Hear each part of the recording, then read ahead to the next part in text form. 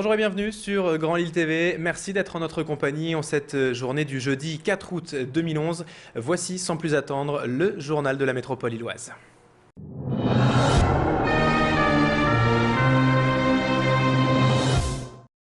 C'est l'un des sujets épineux de la métropole cet été. Les travaux et les embouteillages sur l'autoroute A1 sont incontournables. Toutes les informations au micro d'Élise Clercin. Le chantier de l'été dans la métropole, c'est donc ces travaux sur l'autoroute A1. Une opération de rénovation concerne la chaussée entre les échangeurs de Léquin et Carvin dans le sens Paris-Lille. Une section particulièrement dégradée où les fissures se sont accentuées lors des 2 hivers derniers. Une portion de 13 km est concernée par ces travaux. 13 km donc où la circulation sera réduite sur 2 voies. Et pour cet axe principal d'accès à la métropole lilloise, c'est un peu synonyme de 13 km de bouchons. Chaque jour, c'est plus de 150 000 véhicules qui empruntent cette portion de l'A1. C'est donc des bouchons quotidiens qui sont attendus jusqu'au 28 août, date de la fin des travaux. Des itinéraires de délestage sont conseillés pour éviter, dans la mesure du possible, d'emprunter cette voie. Il faudra donc prendre son mal en patience, et ce jusqu'au 28 août. On se relaye à la fois en poste dans la journée, mais aussi la nuit, à la fois pour des travaux complémentaires la nuit ou simplement pour reprendre des travaux ou rattraper le retard qu'on a pu prendre compte tenu de difficultés ponctuelles qu'il y a pu avoir dans la journée. Donc c'est vraiment un chantier continu et toute heure passée sur le chantier est employée aux travaux. Il n'y a pas une heure de perdu pour limiter au maximum la gêne à l'usager et réduire autant que possible les phases où l'autoroute A1 est réduite à 2 voies dans le sens Paris vers Lille et 3 voies dans le sens Lille vers Paris. Dans 40 jours seulement, les Vélil seront parmi nous. En attendant, les stations qui s'apprêtent à accueillir les vélos à louer lillois éclosent un peu partout. Il va falloir s'habituer. Dès septembre, 4000 vélos répartis en 2 offres seront disponibles.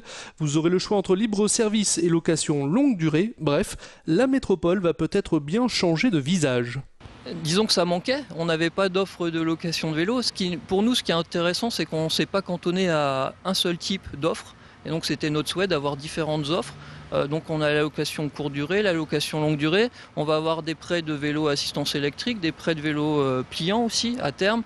Et aussi ça se mixte avec des possibilités qui seront offertes de gardiennage des vélos en rabattement sur les principales stations de métro, de tramway ou de lignes à haut niveau de service.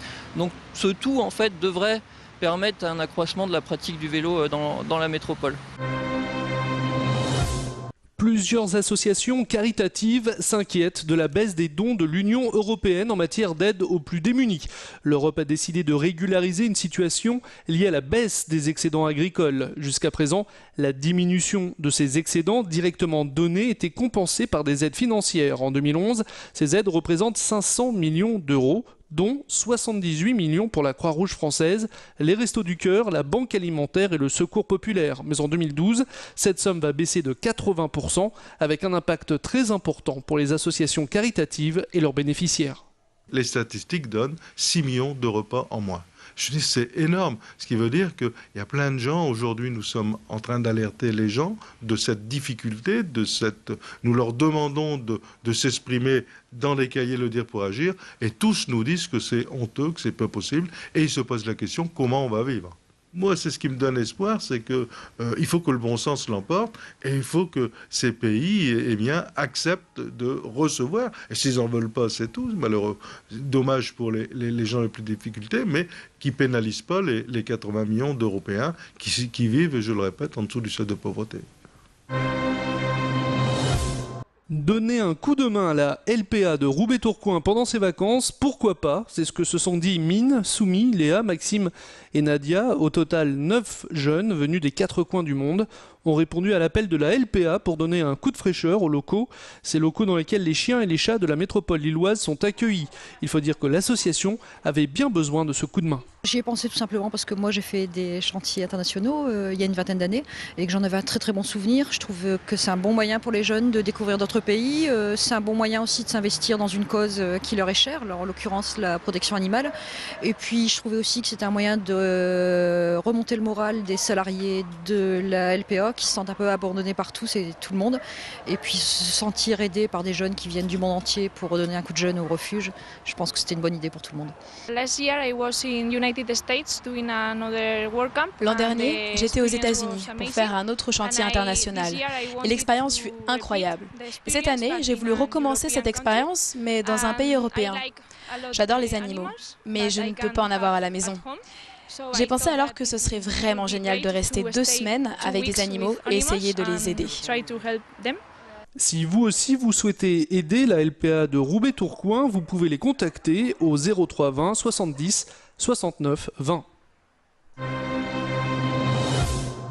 Et pour finir, direction Lambersart-Plage pour profiter des quelques rayons de soleil.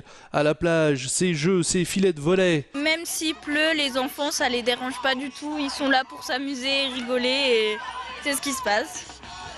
On fait abstraction du temps, on est là pour passer du bon temps dans la joie et la bonne humeur. Dans la joie et la bonne humeur peut-être, mais quand ça veut pas, ça veut pas. Et la pluie s'est vraiment invitée ces dernières heures.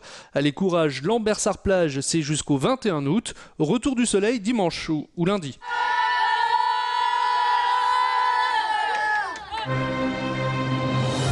Fin de cette édition, restez avec nous. Dans une poignée de secondes, on évoque la météo du jour.